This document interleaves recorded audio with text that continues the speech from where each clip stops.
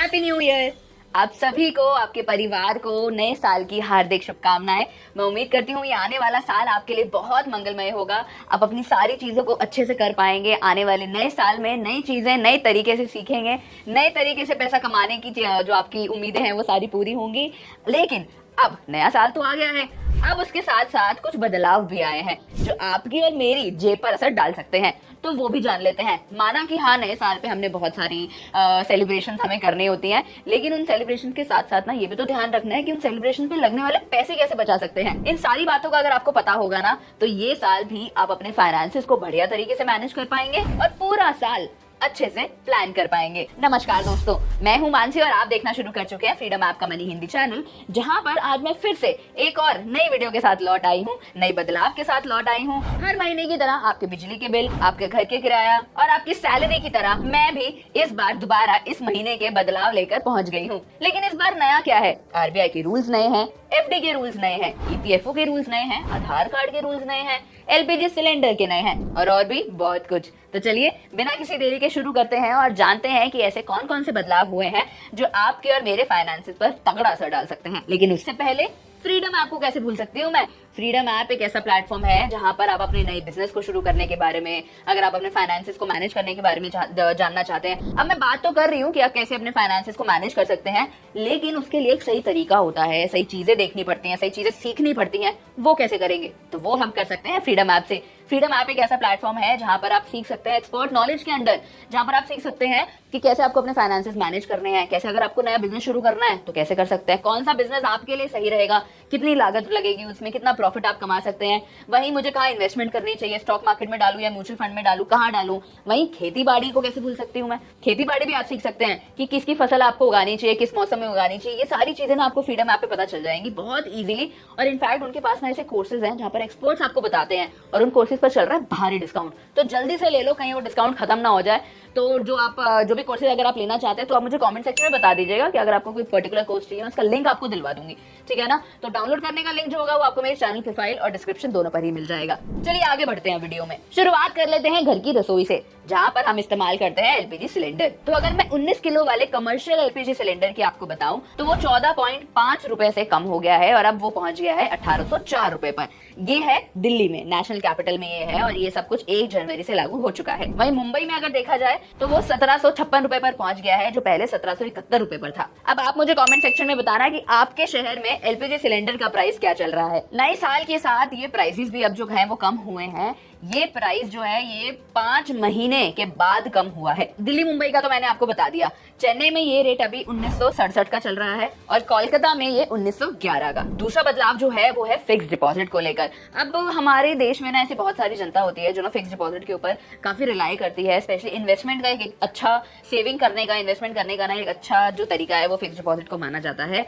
लेकिन अब इस बदलाव के बाद में इंटरेस्ट रेट, टेन्योर यानी कितना टाइम पीरियड के आपने फिक्स डिपॉजिट करवाया, इस चीज पर इफेक्ट पड़ सकता है। वो क्या है वो जान लेते हैं। अब आरबीआई ने नया रूल लेकर आए हैं वो फिक्स डिपॉजिट के ऊपर नॉन बैंकिंग फाइनेंशियल इंस्टीट्यूशंस यानी कि एनबीएफसीज के लिए और हाउसिंग फाइनेंसेस के लिए। आरबीआई ने कहा है कि जो भी फिक्स डिपॉजिट होल्डर्स हैं जिनके अकाउंट जो है वो एनबीएफसीज में है, वो अब छोटे छोटे अमाउंट में भी अपना पैसा फिक्स डिपॉजिट से अपना पैसा निकलवा सकते हैं। अब वो अमाउंट जो होगा वो है 10,000 से कम होना चाहिए और आप ये पैसा निकलवा सकते हैं अपनी मेच्योरिटी, यानी अगर आपका फिक्स डिपॉजिट का जो टेन्योर है वो भी पूरा नहीं हुआ है उससे पहले ही आप ये पैसा निकलवा सकते हैं और इस पर आपको कोई पेनल्टी नहीं लगेगी। और अगर ऐसे लोग जिनका फिक्स डिपॉजिट अकाउंट एनबीएफसीज में है और वो क्रिटिकल इलनेस से गुजर रहे हैं, यानी कि वो एक बीमारी से गुजर रहे हैं, तो वो भी अपना पैसा जरूरत आने पर एफडी से पूरा अमाउंट निकलवा सकते हैं। तो ये तो एक अच्छी खबर हो गई। अब नए साल के साथ एक अच्छी खबर तो चलो आपको मिल गई है। 1 2 3 4।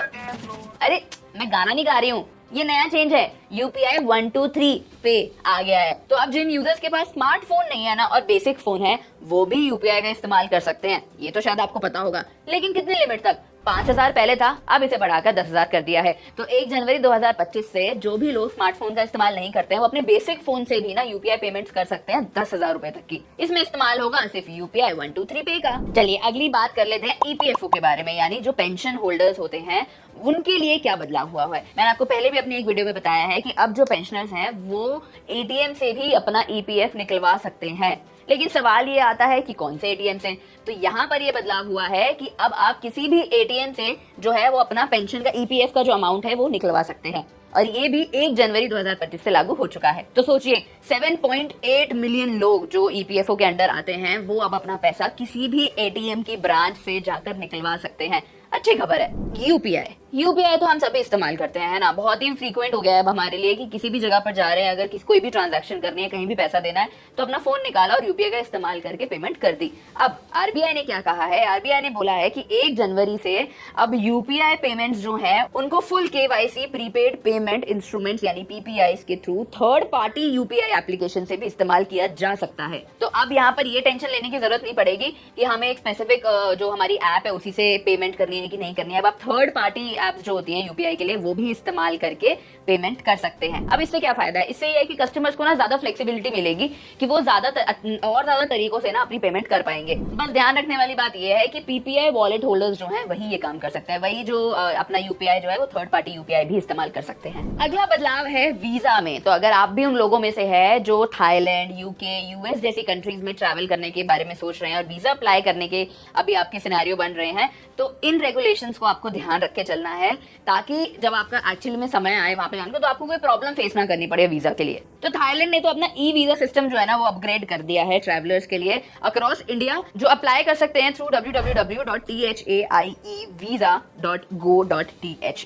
तो ये भारत में और वर्ल्ड वाइड काफी रीजन्स में ये आप जो वेबसाइट मैंने आपको बताई है इसके थ्रू अप्लाई कर सकते हैं। ये एक अच्छे तरीके से काम करने वाली है। यूएस की बात कर लेते हैं। तो वो भारतीय जो यूएस के लिए अपना वीजा अप्लाई करने के बारे में सोच रहे हैं 2025 में, वो अब नए वर्जन ऑफ फॉर्म आ गया है I/129 जो 17 जनवरी 2025 रोल आउट होगा और उसको आप फिल कर सकते हैं। अब यूके की सरकार ने क्या किया है, तो यूनाइटेड किंगडम ने अब अपना जो उनका रिक्वायर्ड परसेंटेज होता है ना फाइनेंशियल रिजर्व्स का, जो एक वीजा एप्लीकेंट को होना चाहिए, वो उन्होंने इंक्रीज कर दिया है। तो यानी जनवरी 2025 से जो भी भारतीय प्लान कर रहे हैं यूके का वीजा अप्लाई करने के लिए, तो उनके पास 11% मोर फाइनेंशियल रिजर्व्स होने चाहिए, जो भी अभी करंट रिक्वायरमेंट है। तो मान लीजिए कि अभी तक जो रूल चल रहा था कि कोई भी XYZ अमाउंट आपके फाइनेंशियल रिजर्व में है, लेकिन अगर अब आप यूएस का वीजा अप्लाई करने के बारे में सोच रहे हैं तो उसका 11% ज्यादा आपके फाइनेंशियल रिजर्व में होना चाहिए। अब बारी आती है क्रेडिट कार्ड्स की। तो रुपे कार्ड्स को तो वैसे भी भारत सरकार जो है वो बहुत ज्यादा प्रमोट कर रही है, उसके ऊपर काफी अच्छे ऑफर्स जो है वो देने लग गई है।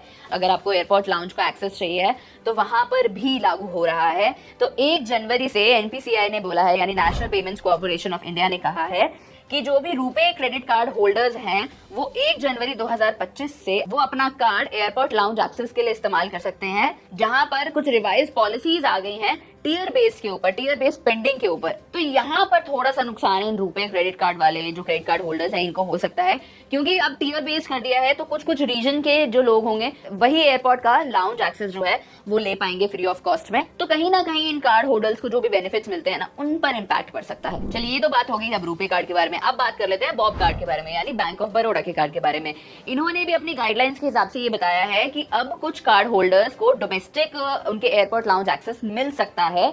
वो भी डिपेंड करेगा उनके स्पेंडिंग लिमिट के ऊपर। कि फॉर एग्जांपल किसी भी कंपनी ने ये बोला है कि आपको अपने कार्ड पर 40,000 रुपए खर्च करने हैं, अपने प्रीवियस क्वार्टर में आपके पास 40,000 रुपए खर्च होने चाहिए अगर आपको अपने डोमेस्टिक एयरपोर्ट लाउंज का एक्सेस चाहिए कॉम्प्लीमेंट्री। तो वहीं दूसरी और जो ये क्राइटेरिया है ये नंबर ऑफ विजिट्स के भी हिसाब से भी देखा जाएगा कि आपने कितनी बारी आप एयरपोर्ट पर आपने विजिट किया या कितनी बारी आपने ट्रैवल किया, तो उसके बेसिस पर भी आपको एयरपोर्ट का लाउंज एक्सेस जो है वो कॉम्प्लीमेंट्री मिलेगा या नहीं मिलेगा इस पर भी डिपेंड करेगा। तो अगर आप बॉब कार्ड होल्डर हैं तो आप इस बात का खास ख्याल रख के चलेगा और अपनी गाइडलाइंस पहले ही चेक करके चलेगा कि क्या आप उन क्राइटेरिया में फॉल करते हैं कि नहीं करते हैं, अगर आपको एयरपोर्ट का लाउंज एक्सेस फ्री में चाहिए तो। और ये सारी चीजें आप अपनी स्पेंडिंग को ट्रैक कर सकते हैं। और अगर आपको ये सारी चीजें ट्रैक करनी है तो आप बॉब कार्ड के पोर्टल या फिर मोबाइल एप्लीकेशन से अपनी स्पेंडिंग लिमिट को ट्रैक कर सकते हैं और देख सकते हैं कि आप क्राइटेरिया में फॉल करते हैं या नहीं। चलिए अब लौटते हैं खेती बाड़ी पर, जिनके ऊपर हम इतना ज्यादा डिपेंड करते हैं, उनके लिए भी तो कुछ फायदा होना चाहिए या नहीं होना चाहिए। तो अब इस नए बदलाव के साथ ऐसा माना जा रहा है कि फार्मर्स को ना, यानी किसान को ज्यादा लोन मिल सकता है।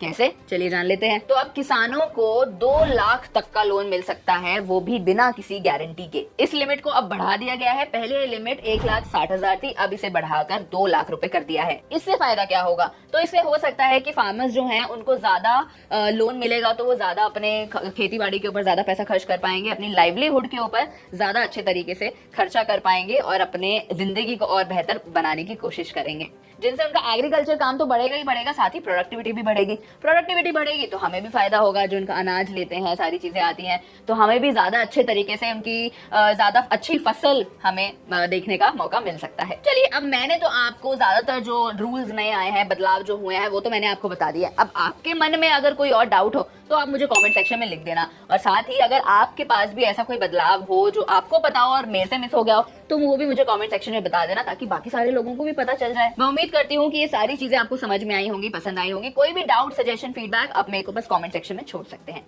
मैं मानसी, मिलती हूँ आपसे अगली वीडियो में।